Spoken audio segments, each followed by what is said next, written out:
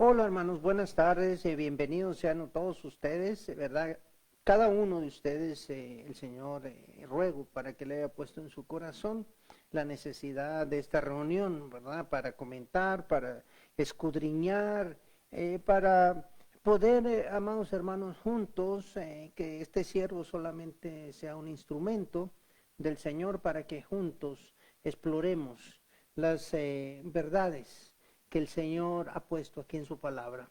Les doy la bienvenida, les habla Martín Lizárraga, pastor de la Iglesia Oasis de Salvación aquí en Tucson, Arizona. Y bueno, les comunico que tenemos una hermana que está lista, ¿verdad? Para cualquier comentario de ustedes a través del chat, ¿verdad? Cualquier duda, petición de oración que tenga, comentario acerca del tema o algún otro tema que le gustaría a usted que tratáramos. Como introducción, le recuerdo que estamos en estos días antes del domingo precioso de resurrección. El domingo, sin mal no estoy, va a ser el 4 de abril. Estamos tratando de conocer, de buscar un poquito más, de conocer más a Jesús. De hecho, el tema estos últimos... El 7, ya me corrigieron. 7 de abril, domingo 7 de abril va a ser el domingo de resurrección. Y todos estos últimos 40 días, desde el miércoles, ¿verdad? Que empiezan los 40 días, nos hemos dado a la tarea de buscar, de comentar, de escudriñar un poquito más en el Evangelio según San Lucas, tratando de buscar, encontrar y conocer a aquel Jesús, aquel Hijo del Señor, aquel Hijo del Todopoderoso que se ofrendó para que nosotros pudiéramos vivir, ¿sí? Así es que yo les he comentado anteriormente, no podemos amar a alguien al que no conocemos. Así es que este tema, conociendo a Jesús, precisamente lo estamos dando a conocer o lo estamos compartiendo todos estos 40 días y estamos trabajando tanto los miércoles, que son días de estudio y escudriñar, ¿verdad? La palabra, y los domingos en la iglesia. Estamos tratando de que los sermones estén enfocados en este mismo libro, en esa dirección. Así es que estamos haciendo un estudio un poco rápido, ¿verdad? Del libro de San Lucas, del Evangelio según San Lucas. Así es que bienvenidos a todos los hermanos, nos vamos a disponer, ¿verdad? A trabajar en estos 45 minutos. Vamos a tratar de avanzar y seguir así, en esta dirección. Me gustó algo que dijo nuestro presidente Biden, ¿verdad? Dice él, estamos mal, pero vamos bien. Entonces, así nosotros estamos bien y vamos a ir mejor, ¿verdad? Así que hermanos, tome su libro, por favor, la palabra del Señor. Vamos a seguir en el Evangelio según San Lucas, ubíquese en el capítulo 5, vamos a orar al final. El capítulo 5, estuvimos hablando el domingo. Nuestro tema fue la pesca milagrosa, donde el Señor se manifiesta en abundancia, en el caso de Pedro, Andrés, Juan y Jacobo.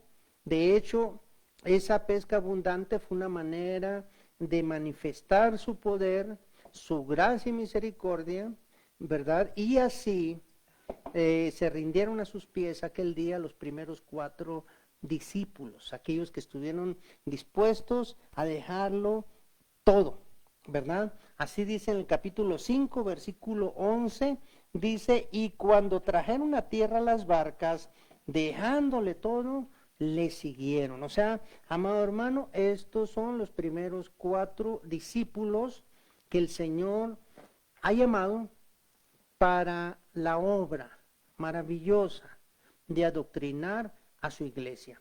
Estos discípulos, vamos a ir en esa dirección ahorita, estos discípulos son los primeros que Él se hace llegar para poder trabajar con ellos, enseñarles, delante de ellos, en el transcurso del capítulo 5 vemos que hace algunos milagros, esto con el fin de reafirmar la fe en sus discípulos y también va para manifestar que el Espíritu Santo, o sea, Dios mismo está con ellos.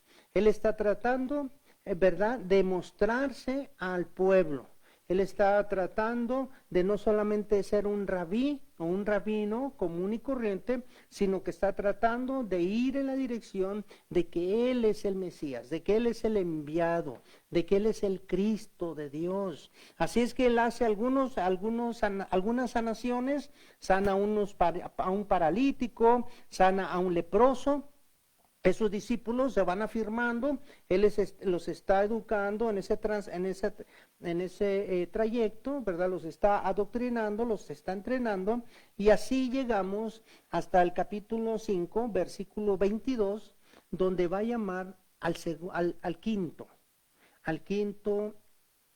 discípulo, que posteriormente van a ser llamados apóstoles, ¿sí? Pero aquí en el capítulo 5, versículo 27 al 32, le voy a dar lectura, cómo es el llamamiento de Leví. Dice, después de estas cosas salió y vio a un publicano llamado Leví, sentado al banco de los tributos públicos, y le dijo, sígueme. Y dejándolo todo, se levantó y le siguió. Y Leví le hizo gran banquete en su casa, y había mucha gente, compañía de publicanos y de otros que estaban a la mesa con ellos. Y los escribas y los fariseos murmuraban contra los discípulos, diciendo, ¿por qué coméis y bebéis con publicanos y pecadores? Respondiendo Jesús les dijo, los que están sanos no tienen necesidad de médico, sino los enfermos. No he venido a llamar a justos, sino a pecadores al arrepentimiento. Primeramente, dice el pasaje, en el caso de Leví, o Mateo, también llamado Mateo, ¿sí?, que estaba sentado en el banco de los tributos públicos. Aquí en el libro de Lucas se manifiesta, ¿verdad?, la palabra, o da a conocer la palabra, el evangelista, con este término, publicano. ¿Quién era un publicano? Bueno, un publicano era una persona primeramente odiado por todos los judíos. El puesto o la función de publicano significaba que era un, vamos a decir, burócrata o un servidor del Imperio Romano en tierras de Judea o en tierra de Israel, mejor dicho. De tal manera que a los publicanos o a las personas que servían al imperio, el cual tenía bajo sus pies a Israel en ese tiempo. En el tiempo de Jesús, Roma, o sea, Italia, lo que conocemos ahora, ¿verdad?, o el Imperio Romano, tenía subyugado, tenía de súbdito al pueblo de Israel. De tal manera que los israelitas que servían o que se asociaban de alguna manera con los romanos eran considerados traidores. O sea, se le llamaban publicanos. Era una manera despectiva de decirles. Y ya de por sí ese puesto era despreciable, y aún así, en segundo lugar, era porque también abusaban de su puesto, robándole al pueblo legalmente, vamos a decirlo así, ¿verdad? Porque por medio de los impuestos o las tarifas que exigían para poder trabajar, pasar, o al mismo pueblo, tributos que se le pedían, impuestos exagerados, esta gente estaba harta, estaba hasta la coronilla de tanto abuso. De tal manera que los publicanos eran igual. Los judíos, déjame recordarte, los judíos, todo aquel que no pertenecía o que no obedecía a la ley mosaica, que no era judío, era considerado un gentil, era considerado un pecador, era considerado prácticamente como un perro. De hecho, así lo determinaban ellos, o así le llamaban, o no llaman todavía, ¿verdad? De tal manera que tanto los publicanos como los gentiles o cualquiera que practicaba el pecado, el judío era el primer crítico. De tal manera que cuando Jesús le dice a Leví, ¿verdad?, ¿sabes una cosa? Ven y sígueme. Aquel hombre atiende al llamado inmediatamente, ¿sí? Y dice que abandona todo Y de puro gusto, de puro gozo, dice que él realiza un banquete en su casa, es donde se dan esas quejas de esos judíos, ¿verdad? Realiza un banquete en su casa, lo más probable es que las personas de ahí de la ciudad, pues ya tenían ubicado dónde vivía este publicano, de tal manera que de repente ven entrar al rabí, ¿verdad? Ven entrar un rabino, ven entrar a Jesús a la casa de este hombre y empieza la crítica. Ahora, dentro de ese banquete, pues también había diferentes pecadores, otros publicanos, personas gentiles, personas que probablemente tenían algún problema de moral distraída, por decirlo de alguna manera, ¿verdad? De tal manera que esto lo ven muy mal los judíos. Pero eso es como un punto secundario, ¿verdad? Aquí el punto principal es el llamamiento de Leví. Leví fue el quinto discípulo que Jesús llama, aquel que dejándole todo, dice la palabra, le seguía. Jesús, para calmar o para aplacar los comentarios negativos de los judíos, ¿verdad? De los religiosos, de los legalistas, les contesta de una manera maravillosa, ¿verdad? Y él les dice, ¿sabes qué? Los que están sanos no tienen necesidad de médico, ¿sí? Los que están sanos, ellos no necesitan médicos, sino los enfermos. Y a eso he venido yo, le dice, a llamar, ¿verdad? A los arrepentidos, a los pecadores. No he venido a llamar a los justos. Esto aquí, hermano, encierra un mensaje muy importante y de eso se trata este programa vamos a decir así, este tiempo que estamos hablando de conocer a Jesús. Este tiene un punto muy importante que tenemos que dejar en ver, tenemos que aventar luz a ese mensajito que está ahí, ¿verdad? O sea, cuando le dice justos, no es que haya habido dentro del mundo judaico o del mundo religioso de ese tiempo algún justo. La misma Biblia, te recuerdo, que dice que no ha habido, que no había ni uno, ni aun uno, ¿sí? De tal manera que era una manera irónica de que Jesús le estaba diciendo, ¿verdad? ¿Sabes una cosa? No he venido a los que se creen justos, sino a aquellos que reconocen que son pecadores y caminan hacia el arrepentimiento. O sea, y esa misma manera sarcástica o un poco, vamos a decirlo así, irónica, nos queda a nosotros también el día de hoy, ¿verdad? La mayoría de las personas pensamos que no tenemos necesidad de Dios. Vivimos, tenemos nuestras necesidades, a lo mejor si somos un poco religiosos, pues vamos, ¿verdad?, a la iglesia, vamos, decimos que pertenecemos al pueblo de Dios, decimos que pertenecemos a la cristiandad, pero no cumplimos como miembros de la iglesia de Jesucristo. Porque es muy fácil decir, ¿verdad? Yo soy cristiano y voy cuando tengo oportunidad. O oro cuando tengo necesidad. O diezmo lo que me sobra. Sí, hermano, el diezmo. Y hay que tratar los puntos y llamarle al pan, pan y al vino, vino. El diezmo, hermano, es una parte importante de la vida del cristiano. Porque a lo primero que nos llama el Señor y la única manera que tenemos nosotros de mostrar amor a Dios es obedeciéndole. Juan así lo dice, Juan, el Evangelio según San Juan 14:15, ¿verdad?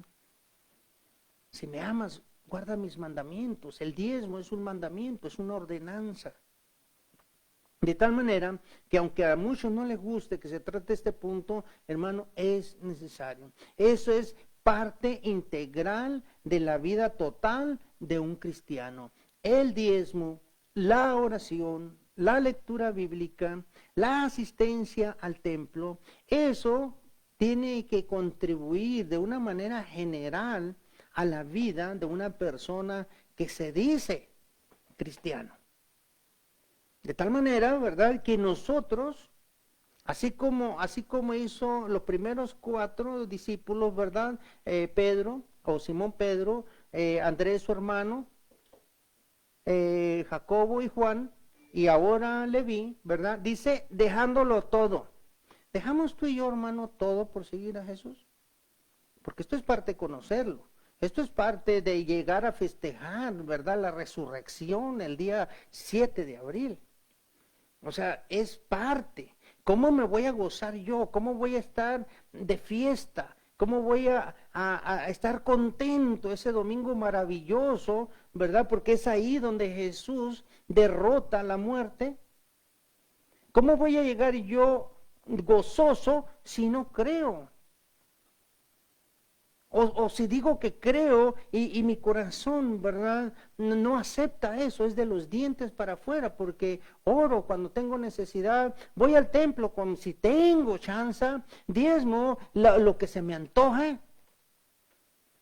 Entonces, yo pienso, hermano, sinceramente, en mi opinión muy personal, que la fe no se puede, vamos a decir así, ocultar. Una persona de fe es como el dinero. El dinero no se puede ocultar. La gente lo ve. Una persona de fe lo ve. Es el testimonio tuyo. Ese es el testimonio que tú expresas. De tal manera que así le dice Jesús, ¿verdad? ¿Sabes una cosa? Yo no he venido a llamar a justos. O sea, en otra palabra, aquí entra una pequeña lanza, ¿verdad? Sarcástica.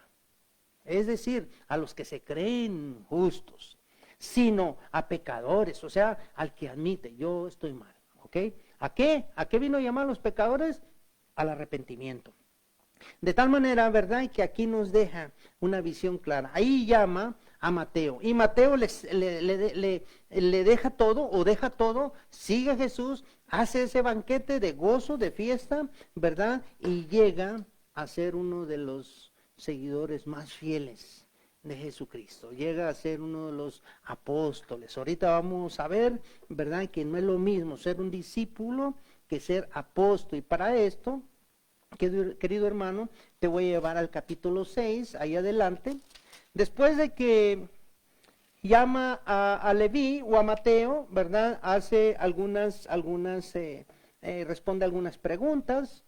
Jesús mismo y sus primeros 5 discípulos ya estaban siendo cuestionados, ¿verdad? Acerca de por qué no hacían lo que hacían los judíos. Y llegamos al capítulo 6, en donde el Señor, capítulo 6, versículo 12 al 16, donde el Señor ya categoriza, o vamos a decir así, ya hace la decisión final de quiénes de sus discípulos van a convertirse en apóstoles. ¿Ok? Ya para este momento ya ha llamado a Bartolomé, ya ha llamado a Felipe, ya ha llegado Judas, ya ha llegado Tomás, y de todo ese grupo de discípulos, él va a agarrar, ¿verdad?, a 12 para que sean los que continúen la obra que él vino a establecer aquí. De tal manera que en el capítulo 6, versículo 12 al 16, ahí Jesús, vamos a entrar a estudiar esa parte, a leerlo y posteriormente a comentarlo, ¿ok? Dice, en aquellos días, él fue al monte a orar y pasó la noche orando a Dios. Y cuando era de día, llamó a sus discípulos y escogió a 12 de ellos, a los cuales también llamó apóstoles. A Simón, a quien también llamaban Pedro, a Andrés, su hermano, Jacobo y Juan, Felipe y Bartolomé, Mateo, Tomás, Jacobo, hijo de Alfeo, Simón, llamado Celote, Judas, hermano de Jacobo, y Judas Iscariote, que llegó a ser el traidor. Primeramente, de ese pasaje vamos a categorizar a los creyentes de 3 maneras o en 3 grupos. Primeramente están los seguidores. Y aquí va donde nosotros queremos también incluirnos, ¿verdad? Primeramente Jesús lo seguía mucha gente, ¿ok? Eso eran seguidores.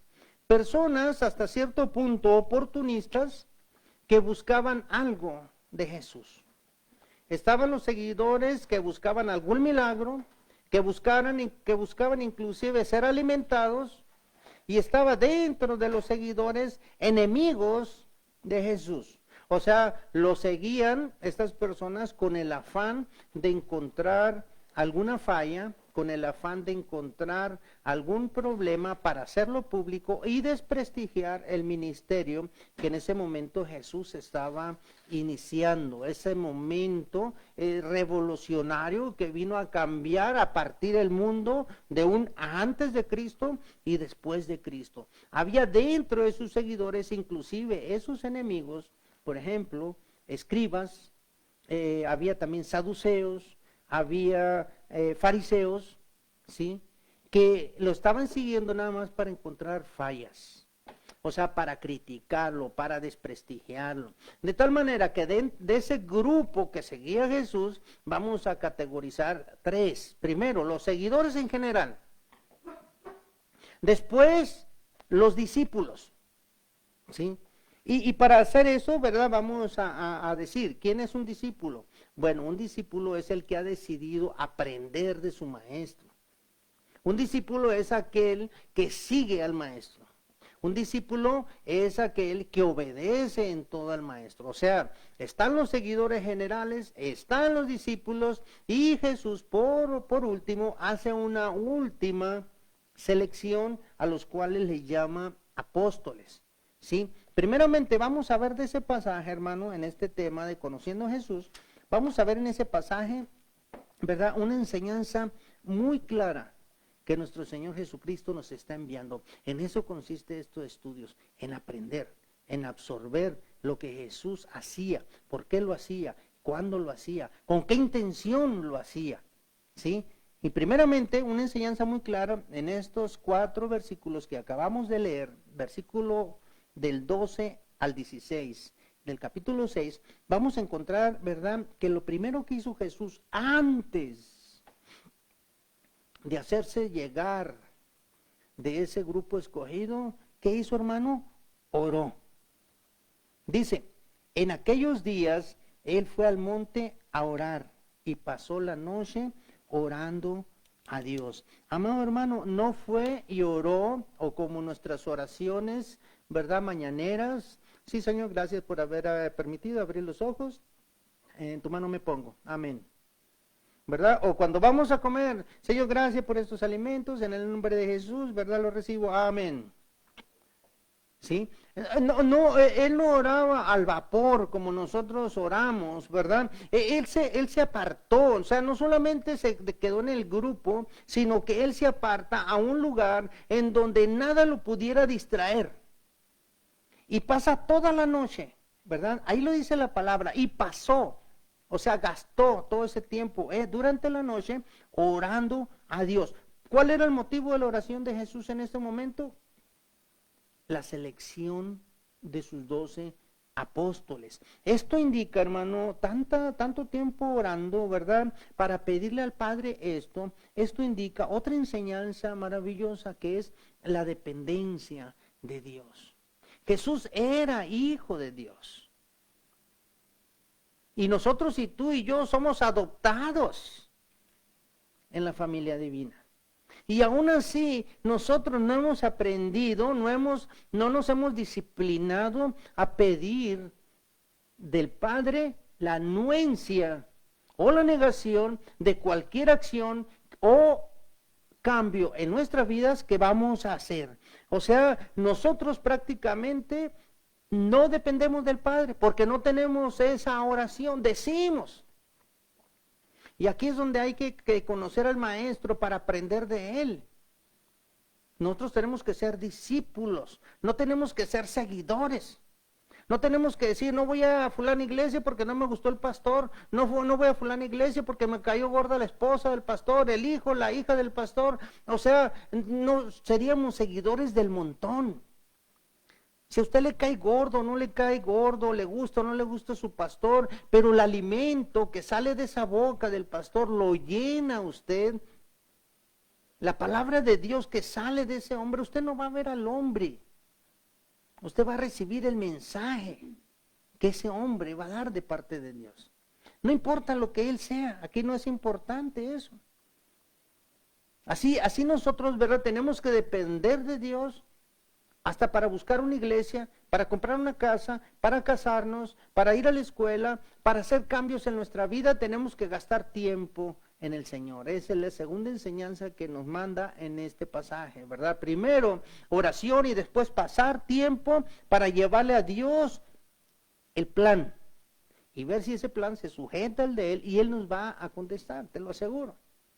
Él nos va a dar, ¿verdad?, el testimonio por medio de su Santo Espíritu. Así que esa decisión, hermano, de tomar a esos 12 era tan importante, pero tan importante que Jesús no se atrevió a hacerla solo, sino que tuvo que depender del Padre para que el Padre le aconsejara y le afirmara la decisión que él iba a tomar. ¿Por qué era tan importante los 12 apóstoles, amado hermano? Porque esos 12 apóstoles iban a tener repercusiones eternas. No solamente iban a ser unos apóstoles, unos mensajeros, no, o sea, iba a tener repercusiones eternas. Ahí no había margen de error, Jesús no se podía equivocar. Inclusive con Judas Iscariote, el traidor, él no se equivocó, estaba dentro del plan. De tal manera que estos 12 personajes, hermanos, tuvieron una importancia y una repercusión eterna que inclusive en la Nueva Jerusalén, el libro de Apocalipsis, nos marca que los fundamentos, los pilares donde esa ciudad va a estar fincada, tiene el nombre de cada uno de ellos. Así de importante era esa petición en la cual no había margen de error, ¿sí? Hasta la eternidad, ¿sí? Ahora, esos hombres que fueron los pilares, fue el grupo de apoyo. Jesús utilizó a esas personas, o sea, fueron un grupo de apoyo para realizar la misión.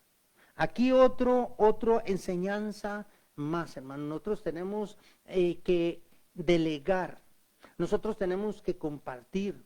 Tú y yo tenemos una misión, somos llamados. ¿Te acuerdas de lo que dice Mateo? ¿Verdad? Ir, ¿sí?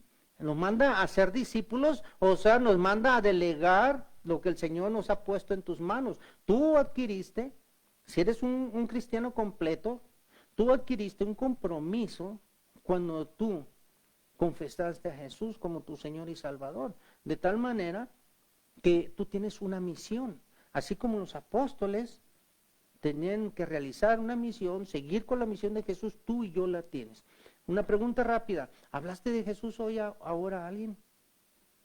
¿Le pediste al Padre en la oración matutina o en la oración mañanera, le pediste al Padre que te pusiera a una persona enfrente para que oyera tu testimonio o que oyera el mensaje?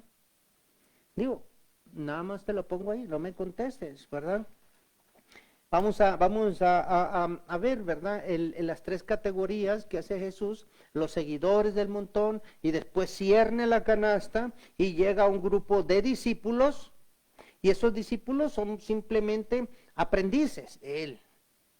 Pero de esos discípulos todavía pegó otra sacudida, cirnió la canasta más, ¿verdad? Y llega a nombrar los apóstoles. ¿Quién es un apóstol? Ya aquí vamos a entrar en una categoría mucho más alta, ¿verdad? Porque los apóstoles no son discípulos solamente, son discípulos porque siguen aprendiendo, pero con una misión específica. Un apóstol es un enviado, ¿verdad? Con una misión especial. Un apóstol es aquel que escogió Jesús para poder enviarlo con una misión específica. Eso es un apóstol. ¿Sí? Posteriormente, los apóstoles escogieron, ¿verdad? A la muerte de Judas Iscariote, escogieron, ¿verdad?, el otro apóstol para que siguieran siendo los 12. ¿Ok? Pero ese es el apóstol, aquella persona escogida por Jesús que tiene una misión específica. Así dice él, ¿verdad?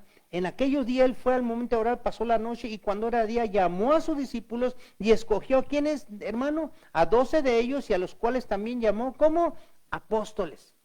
O sea, personajes o personas específicas para realizar una misión específica. ¿Ok? ¿Qué te parece eso, hermano? ¿Estamos bien? ¿Verdad? Hasta aquí, si hay un comentario o algo, por favor, ¿verdad? Te ruego, mándanos para el final, ¿verdad? Sacarlo, si nos da tiempo, sacarlo, obvio, al público o contestar, ¿verdad? Alguna pregunta, ¿sí? O sea que podemos decir apóstoles y también discípulos, a los mismos 12. La pregunta que me hacen aquí, ¿verdad? Es que si los 12 aquellos que escogió Jesús también, a pesar de ser llamados apóstoles, siguen siendo discípulos. Y sí, definitivamente sí. Definitivamente sí, porque durante los 3 años que duró Jesús entrenándolos, durante los 3 años que Jesús duró instruyéndolos, manifestando milagros delante de ellos, ¿verdad? Fortaleciéndoles, dejándole instrucciones, ellos siguieron aprendiendo, o sea, ellos estaban aprendiendo de tal manera que también estaban fungiendo como discípulos, ¿verdad? Del Maestro, del discípulo del Señor, ¿verdad? Del Padre Todopoderoso. Ahora, amado hermano, ¿verdad? Una vez que escoge a esos 12, a esas 12 personas, que déjame decirte que eran del vulgo, ¿verdad? O sea, que eran personas comunes, que los coge. Después de ahí Jesús, ¿verdad? Los empieza a entrenar, da ese maravilloso sermón llamado el Sermón del Monte, donde da a conocer, ¿verdad? Las noticias del reino, las maravillas del reino, el mensaje del cielo, ¿verdad? Habla de juicio a los demás, les habla también del amor hacia los enemigos. Él les va tratando de cambiar su mente. Él está tratando de que dejen de pensar, ¿verdad? Como la ley o como fueron enseñados, y en que empiezan a pensar de manera diferente, y Él empieza a andar con ellos para arriba y para abajo, mostrándoles las maravillas en sus enseñanzas. Y yo me pregunto, hermano, eso ya es una pregunta personal, ¿cómo serían esas noches caminando de pueblo a pueblo, llevando el mensaje? Esas noches en las que tenían que pernoctar muchas veces en el campo, ¿cómo serían esas noches pasándolas con Jesús? Esa noche en la que probablemente alrededor de una fogata, comiendo a lo mejor carne seca o algo que llevaban para el camino, ¿cómo serían esas pláticas? ¿De qué serían? ¿Qué les hablaría Jesús? ¿Cómo los instruiría? ¿De qué manera, verdad, hablaría con ellos? Porque lo que está plasmado aquí en la Biblia prácticamente es una pequeñísima parte, hermano. Todo lo que pasaba alrededor, ¿verdad? O en la mayoría de los tiempos, ¿cómo sería? Cuando él hacía esas enseñanzas, como por ejemplo, por sus frutos los conoceréis. Cuando da las parábolas, la de los 2 cimientos, ¿verdad? Cuando les habla del juicio a los demás, el amor al enemigo, el amor al prójimo. Cuando la ley, ¿verdad?, mosaica les enseñaba a ellos, ¿sí?, que no era necesario o que no era, que era erróneo poner la otra mejilla, sino que se tenía que aplicar la ley, ¿verdad?, del talión, o la ley del ojo por ojo, diente por diente, mano por mano, oreja por oreja, ¿verdad? Crimen por crimen. O sea, la ley los instruye de una manera y viene el Maestro Jesús y les empieza a instruir de otra. Eso debe haber sido un choque cultural, religioso, y Jesús tenía que fortalecerlos, y por eso la manifestación de sus milagros, para que ellos pudieran, ¿verdad?, ver que el que les estaba hablando era el Hijo de Dios. Lo vieron en aquella barca, en la pesca milagrosa. Lo ven también cuando resucita al hijo de la viuda de Naín. ¿Quién es aquel hombre que resucita muertos? ¿Sí? ¿Quién es? ¿Sí? De tal manera, amado hermano, que llegamos a una parte importante, ya que Él los había escogido. Ahora, hermano, ahora sí, ya los iba a mandar. Pasa un poco de tiempo y ya empieza Él, ¿sí?, a entrenarlos, porque déjame decirte algo, hermano, Estas personas venían con toda esa mente, inclusive, ¿verdad? A este que se le conoce como Simón el Celote, o inclusive Simón Iscariote, que después vamos a dar una enseñanza de lo que son los puros apóstoles. Ahí vamos a encontrar cosas muy interesantes. Ahí vamos a encontrar que inclusive Mateo tenía un hermano, otro hermano, como apóstol, ¿sí? Que uno era Jacobo, el hermano de Juan, los hijos de Zebedeo, y otro era Jacobo, ¿verdad? El joven, ¿sí? Y Jacobo el joven, el hijo de Alfeo, era hermano de Mateo, o también llamado Leví. Era muy común cambiar los nombres en ese tiempo, ¿verdad? De acuerdo a como pues el rabí mismo los llamaba. De tal manera que eran gente común y corriente, que inclusive el hecho de Judas, por ejemplo, que se le consideraba el celote, ¿sí? No era porque era celoso, cuando menos, ¿verdad? De su mujer, sino que era celote porque eran grupos revolucionarios. Ellos buscaban o veían en Jesús quizá, ¿verdad? Al Mesías, pero no al Mesías humilde que iba a entrar, ¿verdad? Montado en un burriquito. Aquel Mesías que venía a salvarlos, no de Roma, sino del pecado. A lo mejor ellos veían en Jesús, ¿verdad? A aquel Mesías que venía a derrotar a todos los gentiles, que venía a darle la gloria a Israel, el tiempo de Salomón, el tiempo de David, y que iba a subyugar a todos sus enemigos a sus pies. De tal manera que esto empieza a ocurrir y Jesús empieza poco a poco a cambiarle esto.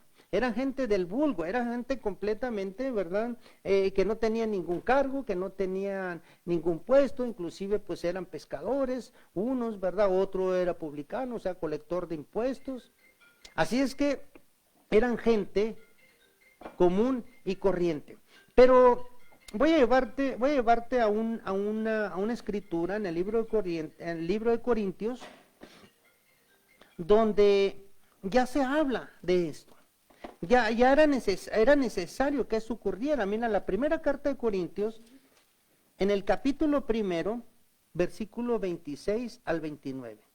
Corintios, primera carta, capítulo 1, versículo 26 al 27. Fíjate lo que hablaba. ¿Por qué Jesús escogió a esas personas? ¿Por qué no escogió maestros, escribas que conocían la ley, que conocían la religión, que conocían, ¿verdad?, todo acerca de la fe? ¿Por qué no escogió a ellos y escogió gente común y corriente, gente como tú y como yo? Fíjate lo que dice, ¿verdad? Corintios 1, primera carta, capítulo 1, versículo 26 al 29. Pues mirad, hermanos, está hablando Pablo.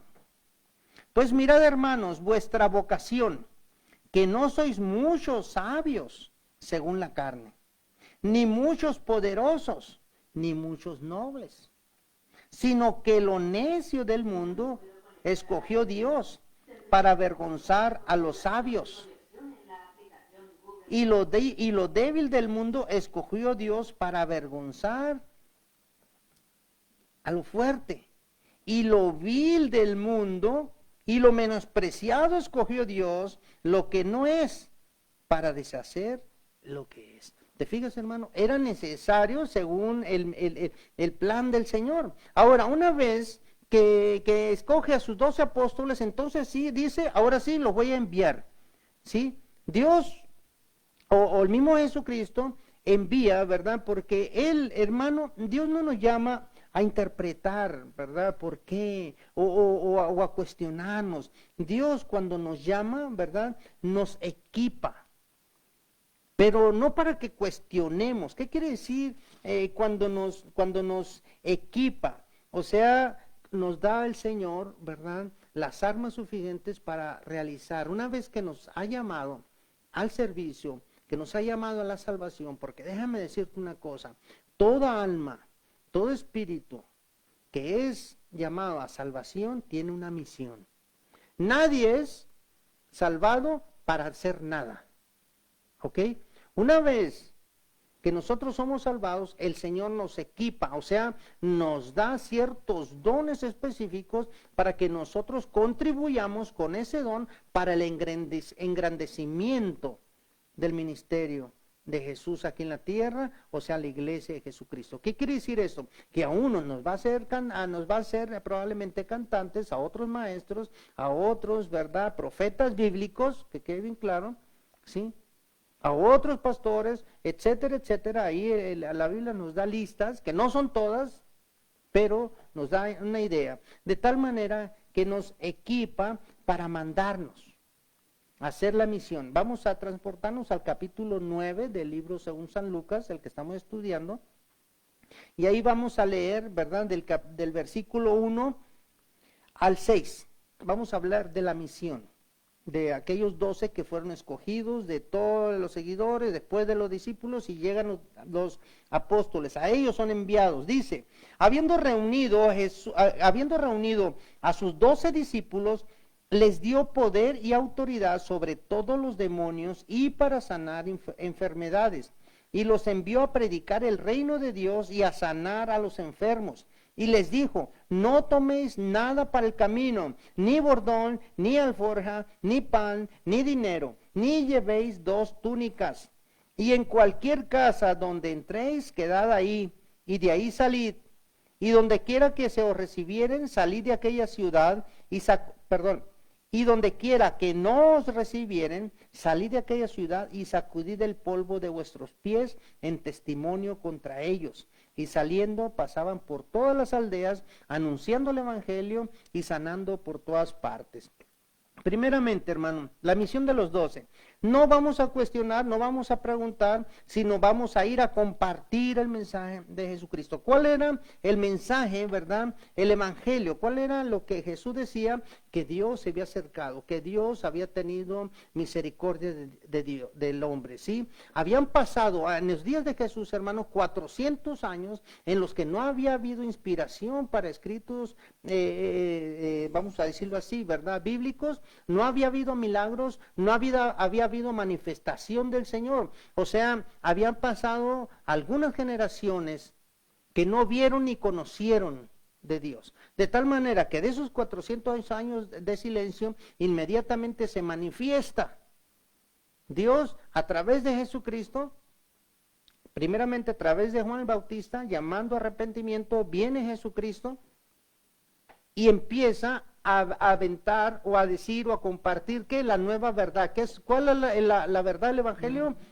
Las buenas noticias quiere decir que a Dios ha tenido misericordia y que ha llamado al hombre a salvación. Pero dice ahí claramente que aquellos hombres a los que mandó, no solamente les dio la misión y le dijo, ándale pues, vayan a hacer eso, no señor, sino que les dio, ¿qué hermano? Poder y autoridad. Poder, ¿verdad? Y autoridad. ¿Sobre todo qué? Sobre todo demonio, o sea, para que hicieran esos milagros de sanaciones a los enfermos espirituales y para sanar enfermedades físicas. Y les envió, ¿sí? O sea, los equipó. Así a nosotros, hermano, el equipo no puede verse muchas veces, y esto como un punto personal. Cuando yo fui llamado con el Señor, hermano, yo no sabía de qué manera le iba a servir. Y yo sabía, y te lo comparto como testimonio para la honra y gloria del Señor, yo no sabía en qué iba a ser bueno. Yo quería servirle, trabajé en varias partes del ministerio, pero ninguna me llenaba. Además, yo que estoy realizando ahorita como pastor, esta función, este llamado, ¿verdad? Ni siquiera por aquí me lo imaginé. Yo pensé que nunca tenía las capacidades o que no tenía, ¿verdad?, los elementos necesarios para hacerlo. Cuando nos llama el Señor, no nos dice para qué nos llama. Solamente nos llama y cuando vamos caminando, ¿verdad?, entonces Él nos va haciendo ver, se va haciendo evidente a lo largo de este camino en dónde vas tú a hacer tu función. ¿Dónde te quiere el Señor a ti? Todos tenemos una función. Nadie ha sido salvado para hacer nada, ¿ok? Eso es que quede bien claro. De esta misión de los 12, ¿verdad? Él los agarra y les da el poder y la autoridad. Y les dice, aparte de darle poder y autoridad sobre todo demonio, sobre toda enfermedad, le dice, no tomen nada para el camino. O sea, nada de llevar lonche, nada de llevar maleta, nada de llevar, ¿verdad?, dinero para el camino. No, ¿verdad? No bordón, no alforja, o sea, maleta, no pan, no dinero. ¿Por qué lo hizo, hermano? ¿Quería Jesús acaso que se murieran de hambre aquellos hombres? No, amado hermano. Él quería que estos hombres aprendieran a depender completamente ¿de quién? De Dios. De Dios. Que no dependieran de una cuenta bancaria como muchas veces dependemos nosotros. Que no dependiéramos del doctor, que no dependiéramos de esto, que no dependiéramos del otro, sino que aprendamos a depender de Dios y su providencia. Imagínate, hermano, si un predicador no confía en la provisión de Dios, si va por el camino, ¿verdad? Como en este caso esos apóstoles que iban por el camino enseñando que Dios iba a proveer y ellos con una mochila llena de comida, de lonche y de ropa, pues entonces, ¿sabes una cosa? ¿Cómo pueden enseñar algo, verdad? Que ellos no estaban pensando o no estaban haciendo, ¿sí? De tal manera que los envía con lo que traían puesto. Y en el camino Dios va a proveer, ¿sí? Así de esa manera, ¿verdad? Y en el camino Dios va a proveer. Pero el Señor hace una aseveración muy bonita también aquí, hermano, que es digno de ponerlo en relieve. Dice, y donde quiera que no os recibieren. O sea, donde quiera que ustedes lleguen a llevar el mensaje del reino y lo rechacen, ¿sabes una cosa? Sigan adelante. O sea, nuestro trabajo, o mejor dicho, el trabajo de esos hombres en aquel tiempo, ¿verdad? No era cambiar la mente de los oyentes. No era persuadir completa y no me voy a mover de aquí hasta que cambies. No era ese el trabajo, ¿verdad? El trabajo de ellos es el mismo que seguimos teniendo nosotros, presentar un mensaje de salvación, de la misericordia de Dios, de Jesucristo, ¿verdad? Era solamente presentarlo, hacerlo de una manera persuasiva, o sea, hablando de testimonio, por eso Jesús hacía milagros delante de aquellos hombres, para que aquellos hombres pudieran hablar de lo que habían visto, o sea, el testimonio personal. Era todo. Pero si ellos eran rechazados, si ellos no les creían o los corrían o no los aceptaban, dice Jesús, ¿sabes una cosa? Salgan de ahí. Salgan de ahí, sacudan el polvo de sus pies. O sea, eso quiere decir, ¿verdad? Allá tú. O como decimos en nuestra actualidad, ahí te le echas. Allá tú, ¿verdad? O sea, como diciendo, mira, yo no quiero nada tener que ver contigo. O sea, te estoy presentando el mensaje del reino y tú lo estás rechazando. ¿Por qué pongo en relieve esto, hermano, que hace el maestro? Es importantísimo porque hay que conocer a Jesús. Y esos 12 hombres, esos discípulos o esos apóstoles posteriormente, somos tú y yo. Nosotros no tenemos la carga de la salvación, nosotros no salvamos a nadie. No podemos traer en la espalda al hermano, a la esposa, al esposo. No podemos andar pensando y no gozando la vida, no disfrutándola, pensar que aquel no recibe a Jesucristo como su Señor y Salvador. Se va a perder, se va a ir al infierno. No, hermano, ese no es trabajo de nosotros. O como muchos de nosotros, ¿verdad? Que somos insistentes. Muchos de nosotros nos tomamos la comisión o la gran comisión de una manera como que llegamos a hartar a la gente, háblele y háblele y háblele y háblele, criticándole su religión, criticándole lo que piensan y diciéndole, no, tú estás mal.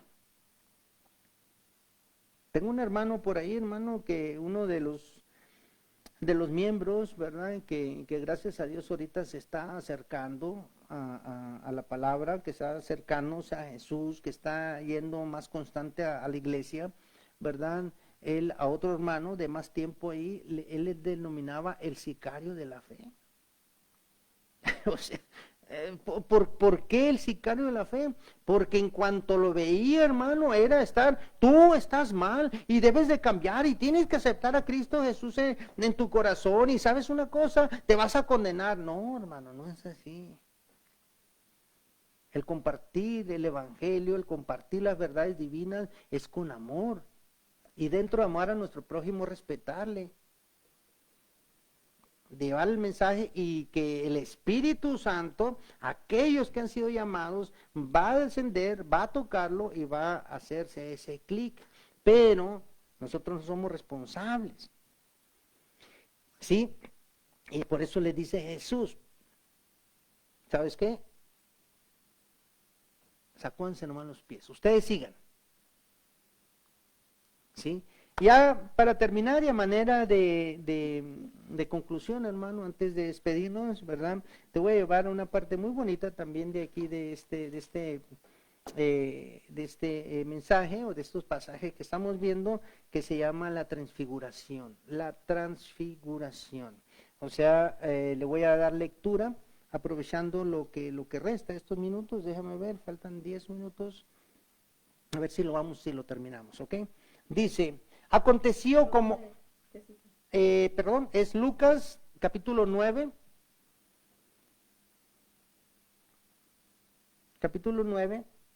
del 28 al 36. Vamos a dar lectura y probablemente lo dejamos para el miércoles o lo dejamos para el domingo. Mira, te invito a que lleves la continuidad de estos mensajes para que puedas entender, conocer a Jesús, ¿verdad? Si eres una persona que está aquí en Tucson, pues te invito a nuestro templo, a la iglesia que formamos aquí en Tucson, Arizona, ¿verdad?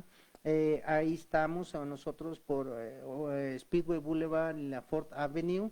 Ahí está el teléfono, los datos que tú quieras. Si estás fuera de la ciudad, pues por medio de Facebook también, síguenos para que le des continuidad. Estos días son muy especiales, hermano. Estos días es, vamos a decir, la preparación para la resurrección, para la Pascua de los cristianos. Porque la Pascua en sí, ¿verdad?, era de los judíos, o el Passover, ¿verdad?, era para los judíos, era la libertad de Egipto, ¿sí? Ahora nosotros tenemos otra Pascua, que es Jesús. Así es que Jesús es nuestra Pascua. De tal manera que son términos muy importantes que todo cristiano tiene que estar, pero los tiene que tener bien a la mano, siempre presentes. Y esta manera de reconocer y llegar a gozarnos el domingo de resurrección es solamente aquellos que conocen realmente a Jesús. Si te vas a gozar porque es el día de la coneja o la Pascua o porque es Semana Santa y así puedes salir de vacaciones o ir para acá o ir para allá, ¿verdad? Estás yéndote un poquito fuera del contexto de lo que realmente es la Pascua. De hecho, te invito, vamos a hablar este domingo.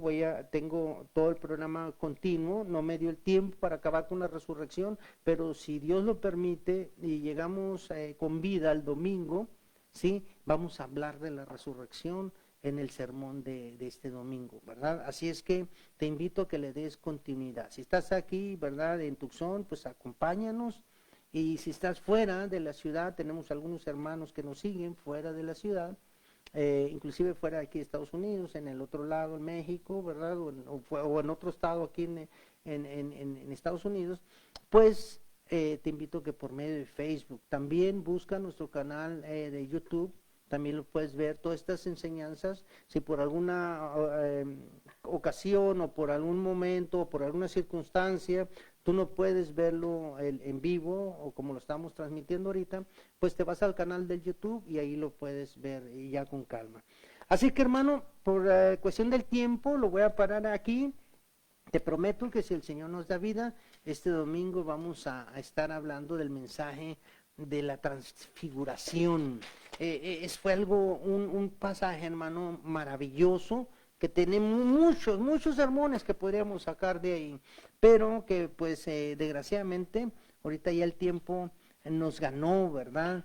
Así es que este domingo te prometo darle continuidad desde la iglesia. Así que, amado hermano, gracias por acompañarnos, gracias por este tiempo. Dale gracias a Dios por los pasajes que hoy pudimos nosotros tocar. En este tiempo no se puede ser muy profundo, ¿verdad?, por el tiempo que tenemos en el aire, pero léelos tú. Lee, por ejemplo, del capítulo 6 al capítulo 9 de Lucas, léelo, que sea como un devocional de aquí al domingo, léelo y escarba un poquito más. Yo estoy nada más sacando, ¿verdad?, las cosas más trascendentales o más importantes de esos pasajes, para que podamos nosotros compartirlo en una hora o menos de una hora al aire. Pero tú en tu casa, por favor, lee los capítulos 6, 7, 8 y 9 del libro del Evangelio según San Lucas. Léelo y vas a ver el domingo que vas a entender de una manera maravillosa lo que fue y lo que es, o lo que fue y sigue siendo en nosotros la manifestación de Jesús y cómo se transformó delante de sus discípulos, cómo habló, cómo él se hizo evidente la divinidad estando él vivo, hermano. Eso es importante porque él evidenció su divinidad una vez que ascendió, o una vez antes de la ascensión, inclusive en la resurrección. Él ahí mostró su divinidad al dejar, ¿verdad?, solamente aquellas sábanas, aquel sudario y el irse. Pero aquí en este pasaje de la transfiguración, él en vida se transfiguró divinamente y pudo hablar con dos personajes maravillosos de la Biblia, como fue Moisés, el gran dador de la ley sinaítica, y también como fue, ¿verdad?, el patriarca, el profeta, ¿verdad? En este caso, Isaías. Déjame ver. Sí. Elías, perdón, Isaías no, Elías. ¿Sí? Así que él habló directamente, ¿sí?, con Moisés y habló con Elías y tuvo como público, tuvo como testigos, ¿verdad?, a Pedro, a Juan y a Jacobo. De tal manera que es un pasaje maravilloso, es una manera de demostrar la divinidad de Jesús en el cuerpo, mientras todavía Él estaba en el cuerpo. Así es que te invito, este domingo vamos a hablar, ¿verdad?, de la resurrección, de la transfiguración de nuestro Señor Jesucristo. Ahora, saludos, hermano, a Víctor y Astrid Mariscal allá en Hermosillo, Sonora, ¿verdad? A Jesús Gaitán y Betty aquí en Tucson, Arizona. A Estefanía Lizárraga aquí también en Tucson, Arizona. A Vivi Lizárraga, y no veo si está Chloe ahí, ¿verdad? Espero que esté con ellos. A Lupita, a Jesús Guerrero ahí en Hermosillo. Y bueno, hermanos, un saludo para todos aquellos, ¿verdad?, que el Señor ha puesto en su corazón, a nuestros hermanos en Nogales, Sonora, a nuestro hermano Sergio, Marisol, a nuestro hermano Sebastián, a Rubén, a nuestra hermana Eli, ahí en Nogales, en Nogales, Sonora, a la familia de cada uno de ellos, sí, que ahorita por la cuestión de la pandemia, pues no pueden ellos congregarse normalmente los domingos. Ellos vienen desde Nogales, Sonora, aquí a Tucson, ¿verdad?, a congregarse en Oasis de Salvación. Así es que un saludo a todos ellos. Y bueno, hay algunas oraciones, le doy lectura rapidito y oramos al final, ¿verdad? Ya tenemos algunas oraciones que estamos constantemente rogando, intercediendo, pero en este caso, por nuestra hermana Jessie, por su recuperación, acaba de ser operado ayer. Seguimos orando por Sasha y Mateo, ¿verdad? Estos son unos niños, unos bebés, hermano, que nacieron con situaciones especiales y estamos rogando para que el Señor tenga misericordia y les dé a sus padres fortaleza, sabiduría para poder atenderlos, ¿verdad?, ya que son niños especiales. Seguimos orando también por Miriam Riesgo, ¿verdad?, por esa recuperación, por Lupita y Jesús Guerrero, que están ellos pidiendo por su familia. Seguimos rogando también por la recuperación de esas prisiones de adicciones de Amy Marina. También estamos pidiendo por el nieto de nuestra hermana Marina, que tuvo una operación y ahorita se está recuperando, o sea, hasta donde tenemos informes, ¿verdad?, está recuperándose positivamente. Y también estamos rogando por la hija de nuestra hermana Marina, ¿verdad?, por esa casa que está ahorita pidiendo al Señor que le provea, que le haga el favor, que le haga el milagro, ¿verdad?, de poseer. También estamos orando por nuestra hermana María, también por una pronta entrega de su casa. Nuestra hermana María, ¿verdad?, aquella que hace un mole delicioso y chiles rellenos deliciosos, que nomás me los han platicado, pero que este domingo los vamos a probar si Dios quiere, ¿verdad? No me dice que no, bueno, pues me voy a quedar con las ganas, hermano, ¿verdad? Así es que, hermano, oremos por cada una de estas peticiones, ¿verdad? Por Jesse, por Sasha, por Mateo, por Miriam, por Lupita y Jesús Guerrero, por Amy, hermano, seguimos orando, no paremos de descansar, no oremos nada más por cierto tiempo, hay que ser fervientes en la oración, ¿verdad? Dar acciones de gracias, aún por adelantado, aún que no hayamos visto que el Señor nos haya contestado, porque Él lo va a hacer de acuerdo a sus planes, propósitos y en su tiempo, ¿verdad? Lupita está pidiendo por Daniel y Elisa que sea revelado Cristo en sus corazones. Lupita Guerrero está pidiendo por Daniel y Elisa, sus hijos, ¿verdad? Amados hermanos, acompañemos, intercedamos juntos, ¿verdad? Por la petición de nuestra hermana Lupita. Ella con todas sus ganas, con todo su corazón, quiere que Cristo se revele en el corazón de sus hijos, ¿verdad? Y con justa razón. Claro que sí, Lupita, claro que sí, te acompañamos e intercedemos y rogamos, ¿verdad? Al Padre por todo esto, ¿verdad? Y a nuestra hermana María por esa pronta entrega de su casa, que ya la mencioné. Y bueno, hermanos, gracias por este tiempo. Vamos a terminar rogándole al Padre y a la vez agradeciéndole por tantas misericordias. Serían, hermano, incontables si nos pudiéramos hacer una lista de las misericordias del Señor. No podríamos terminar nunca. De cada bendición que ni siquiera nosotros nos enteramos, hermano. Que ni siquiera vemos. Nosotros vemos unas poquitas nada más de sus misericordias y sus bendiciones. Pero Él nos bendice constantemente. Él envía ángeles a guardarte, a guardarnos, a llevarnos, a traernos, a quitarnos y a ponernos de acuerdo a sus planes y propósitos. Así de esa manera nos ama el Padre. Vayamos a Él y démosle gracias. Padre Todopoderoso, estamos aquí, Señor, no por los méritos de nosotros, Padre, pues nosotros somos impuros. Estamos aquí por los méritos que en la cruz del Calvario nuestro Señor Jesucristo, Señor, se coronó, otorgando esa bella sangre divina, Señor, para que por ella nosotros fuéramos, Señor, perdonados.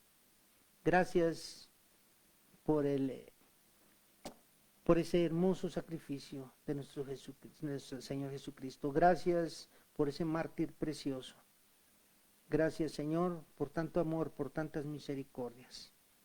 Ponemos delante de ti estas peticiones para que tú, Señor, en tu infinita misericordia las recibas, que no haya nada que estorbe, Padre, para que lleguen a ti. Todo aquello, Señor, que sea de estorbo para que esto llegue, lo cancelamos en el nombre de Jesús, Padre. Te damos gracias por este tiempo, por este estudio. Gracias, Señor, porque nos has permitido conocer en cada estudio un poquito más de tu Hijo amado Jesús. Gracias, Señor. Gracias por este tiempo con mis hermanos. Gracias por la coinonía. Gracias, Señor, por compartir con nosotros la sabiduría divina a través de tu palabra. En tus manos nos ponemos y bendigo a tu iglesia en el nombre del Padre, del Hijo y del Espíritu Santo. Amados hermanos, el Señor sea con ustedes en sus vidas, porque donde está Él no hay carencias. Bendiciones y buenas noches.